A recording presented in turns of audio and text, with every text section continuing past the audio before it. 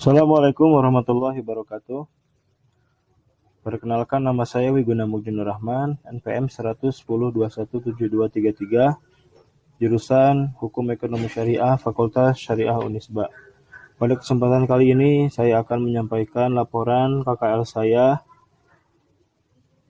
berada di Pondok Pesantren Baitul Hidayah yang berjudul Prosedur Pengelolaan Pemasukan Keuangan Pondok Pesantren Baitul Hidayah, Bukit Penyandaan, Kabupaten Bandung. Pertama-tama, saya akan menjelaskan latar belakang praktik kuliah kerja lapangan atau KKL yang merupakan salah satu syarat kelulusan program sarjana yang memberikan pengalaman yang akan mempersiapkan mahasiswa untuk dapat bersaing dalam dunia kerja, baik di bidang administratif ataupun di bidang finansial. Manajemen keuangan menurut Sudrajat merupakan tindakan pengurusan atau ketatausahaan keuangan yang meliputi pencatatan, perencanaan, pelaksanaan, pertanggungjawaban, dan pelaporan. Dengan demikian, manajemen keuangan Pondok Pesantren Baitul Hidayah dapat diartikan sebagai rangkaian aktivitas mengatur keuangan pesantren, mulai dari perencanaan, pembukuan, pembelajaran, pengawasan, dan pertanggungjawaban keuangan pesantren, termasuk kepada prosedur dalam pengelolaan pemasukan keuangan Pondok Pesantren Baitul Hidayah. Kemudian ruang lingkupnya, Pondok Pesantren Baitul Hidayah berada di Bukit Penyandaan, Desa Mandala Mekar, Cikadut, Kecamatan Cemenyan, Kabupaten Bandung, Jawa Barat, dengan kode pos 4191. Periode KKL pada tanggal 25 Februari sampai dengan 22 Maret 2021.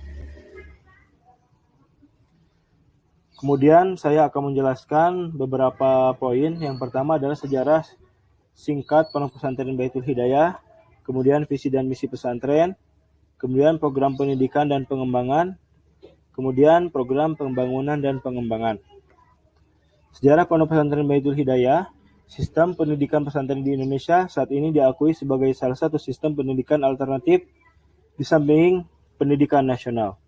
Pesantren hadir sebagai salah satu agen perubahan dan pembangunan masyarakat. Pesantren dengan berbagai latar belakang dan coraknya, baik dengan sistem tradisional maupun modern, atau perpaduan antara tradisional dan modern, diharapkan mampu menjawab tantangan zaman. Apalagi di era globalisasi saat ini, khususnya di Indonesia. Dalam rangka terwujudnya hal tersebut, maka kami, Yayasan Baitul Hidayah Nurul Khalis, mendirikan pondok pesantren dengan nama Pondok Pesantren Baitul Hidayah sebagai bentuk manifestasi untuk menjawab tantangan zaman. Pondok Pesantren Baitul Hidayah ini didirikan di atas tanah wakaf seluas 1,5 hektar dan ketinggian 950 meter di atas permukaan laut. Kemudian visi dan misi Pondok Pesantren Baitul Hidayah yaitu mewujudkan insan yang bertakwa, berakhlak islami, kuat dan mandiri. Visi ini merujuk pada firman Allah Subhanahu wa taala, Quran surat Al-Hadid ayat 28. Hai orang-orang yang beriman, bertakwalah kepada Allah dan berimanlah kepada Rasul-Nya. Niscaya Allah memberikan rahmat-Nya kepadamu dua bagian dan menjadikan untukmu cahaya yang dengan cahaya itu kamu dapat berjalan dan dia mengampuni kamu. Dan Allah yang Maha Pengampun lagi Maha Penyayang. Kemudian misi Pondok Pesantren Baitul Hidayah membangun insan yang kuat akidah, keimanan dan keislaman, mencetak insan bertakwa kepada Allah Subhanahu wa taala. Poin kedua, mencetak insan yang berakhlak islami berdasarkan Al-Qur'an dan As-Sunnah. Kemudian membangun umat yang mandiri secara sosial dan ekonomi dengan mengembangkan life skill. Kemudian yang keempat, membantu program pemerintah di bidang pendidikan, sosial, dan pelestarian lingkungan. Kemudian yang kelima, membangun pusat informasi yang islami, yang rahmatan lil alamin. Kemudian yang keenam, menjadi role model pengelolaan pondok pesantren di masa yang akan datang.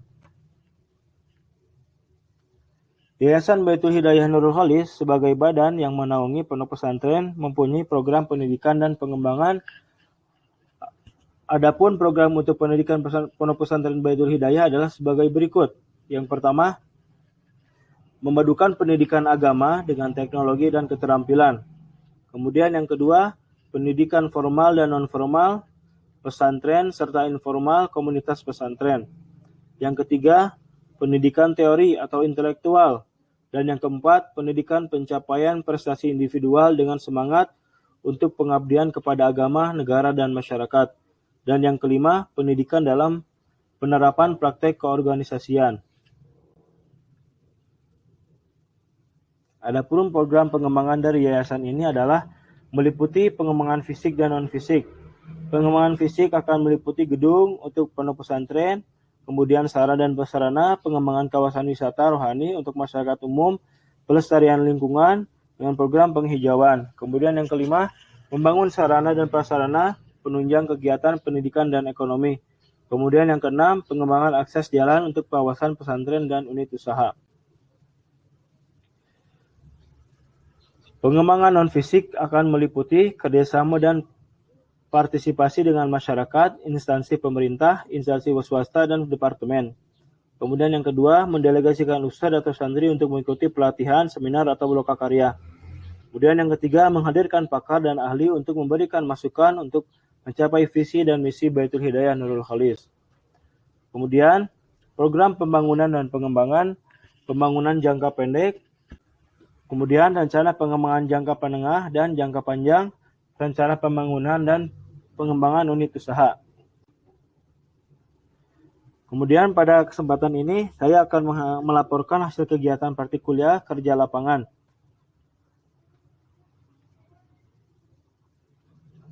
Kuliah kerja lapangan dilaksanakan di Pondok Pesantren Baitul Hidayah pada tanggal 25 Februari yang bertepatan dengan hari Kamis sampai dengan 22 Maret 2021.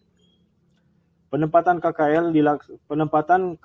KKL dilaksanakan beberapa bagian, yaitu bagian keuangan dan administrasi santri, kemudian bagian pengelolaan uang wakaf, dan bagian unit usaha. Jam kerja kuliah lapangan yaitu pada hari Senin sampai dengan hari Sabtu, pukul 8 sampai dengan 4. Khusus pada penempatan administrasi santri dilakukan pada hari Minggu. Hubungan internal dan eksternal. Hubungan internal, hubungan yang terjalin dengan para staf dan pimpinan selama pelaksanaan kuliah kerja lapangan terasa sangat baik sehingga menciptakan tali silaturahmi yang erat, harmonis, dan nyaman. Kemudian, hubungan eksternal, hubungan yang terjalin selama KKL tidak hanya dengan staf dan pimpinan, melainkan dengan seluruh pihak yang terlibat seperti dengan santri, wali santri, dan asatidz yang bertugas di Pondok Pesantren Baitul Hidayah. Kemudian tanggung jawab terhadap pekerjaan yang dilakukan oleh penyusun pada pelaksanaan kuliah kerja lapangan atau KKL sangat beragam dan tidak menentu pada setiap minggunya karena dipindahkan beberapa divisi atau bagian pada pekan pertama dan pekan kedua pelaksanaan kuliah kerja lapangan. Kegiatan diawali dengan membantu melayani administrasi dan keuangan santri. Kemudian terdiri dari pencatatan pengelolaan keuangan administrasi uang bulanan, tabungan santri, pengeluaran dan kebutuhan santri, minggu kedua dan minggu ketiga pada pengelolaan unit usaha dan wakaf. Kemudian, bagian iuran bulanan santri, mendata pemasukan iuran bulanan santri, mendata pengeluaran iuran bulanan santri, mengeluarkan uang untuk kepentingan pondok.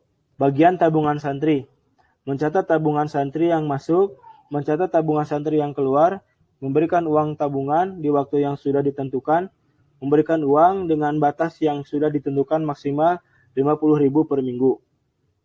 Bagian unit usaha, mencatat keuangan unit usaha yang masuk, mencatat keuangan unit usaha yang keluar, mengontrol keuangan yang masuk dan keluar. Pengelolaan pemasukan keuangan Pondok Pesantren Baitul Hidayah. Yang pertama itu ada 3 bagian. Yang pertama adalah iuran bulanan santri, kemudian usaha pengembangan perekonomian Pondok Pesantren Baitul Hidayah. Yang ketiga itu infak dari donatur. Iuran bulanan santri ini dikenakan biaya kepada perorangan yaitu sebesar 550.000 per bulan. Uang tersebut kembali kepada santri lagi 450.000 untuk iuran keperluan makan santri selama 1 bulan, dan yang 100.000 untuk iuran keperluan asrama seperti listrik dan lain-lain. Kemudian usaha pengembangan perekonomian Pondok Pesantren Baitul Hidayah ini ada 4 macam, yaitu toko sembako, koperasi pelajar, penyediaan roti, dan laundry. Semua ini pendapatannya, hasilnya diberikan kepada pondok selama 1 semester atau per semester. Infak dari donatur sifatnya ini tidak tetap atau tidak rutin. Adapun yang rutin seperti komunitas infak beras Bandung dan juga dari Filaki. Ini setiap bulannya selalu memberikan beras kepada pesantren. Jadi kesimpulannya, penyusun melaksanakan kegiatan kuliah kerja lapangan atau KKL selama 25 hari kerja di Pondok Pesantren Baitul Hidayah, Bukit Panyandaan, Desa Cimenyan, Kabupaten Bandung.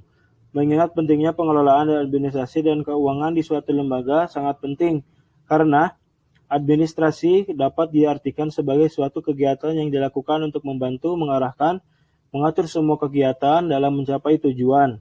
Kemudian, kegiatan dilaksanakan yaitu pengelolaan administrasi dan keuangan Pondok Pesantren Baitul Hidayah dengan memulai kegiatan dari mengatur, mengelola administrasi dan keuangan, mengelola keuangan pondok, mengenai pengeluaran, mencatat pengeluaran dan pemasukan iuran bulanan santri, mencatat dan mengelola uang wakaf atau pumping block dan air artesis.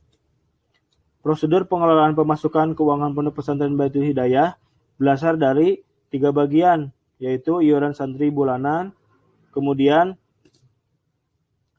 usaha pengembangan ekonomi pesantren seperti toko sembako, koperasi pelajar, penyediaan roti, dan laundry. Kemudian yang ketiga yaitu infak dari donatur. Infak dari donatur ini bersifat eksidental, yaitu rutin dan tidak rutin. Cukup sekian pemaparan dari saya atau laporan dari saya. Wabillahi taufiq wal hidayah. Assalamualaikum warahmatullahi wabarakatuh.